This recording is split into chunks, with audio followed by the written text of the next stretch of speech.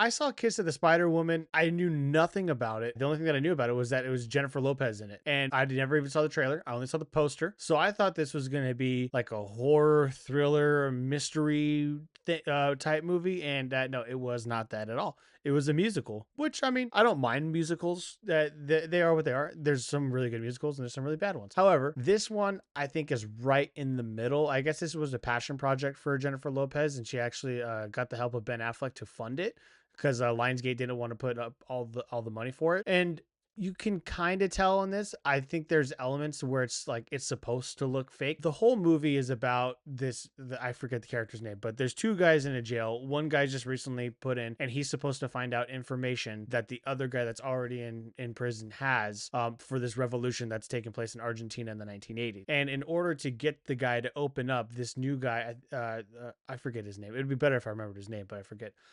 This new guy has to get Diego Luna's character to open up, the guy with the information. And the way he does that is by explaining his favorite Hollywood movie. That Hollywood movie is The Kiss of the Spider-Woman. So this is like a movie within a movie. And that movie is a musical, which then makes this movie a musical. It's an interesting story, I guess you could say. It's like, I don't know. There's nothing too crazy about it. It's nothing that hasn't been seen before as far as similar stories go. It's not a story that is like brand new. You see these kinds of stories all the time where somebody has to tell somebody else something that they like, and that gets them to discover a side of themselves that they didn't know that they had. So it's very common. The music was good. The music was catchy.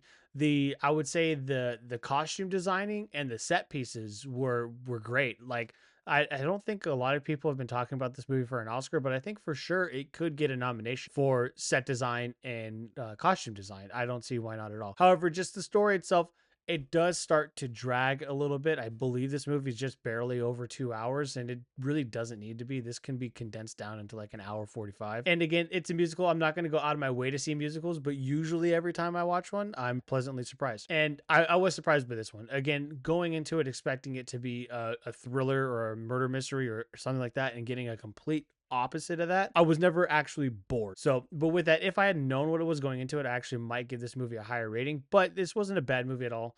I'd recommend seeing it, but you don't need to go out of your way to see it either. It's not like a performance of a lifetime for Jennifer Lopez, even for any of the actors. However, the acting all around is very good. So I give Kiss of the Spider-Woman a 7.5 out of 10. Thanks for checking out this movie review. Please be sure to like and subscribe, and leave a suggestion down below of what movie you'd like me to watch and review next.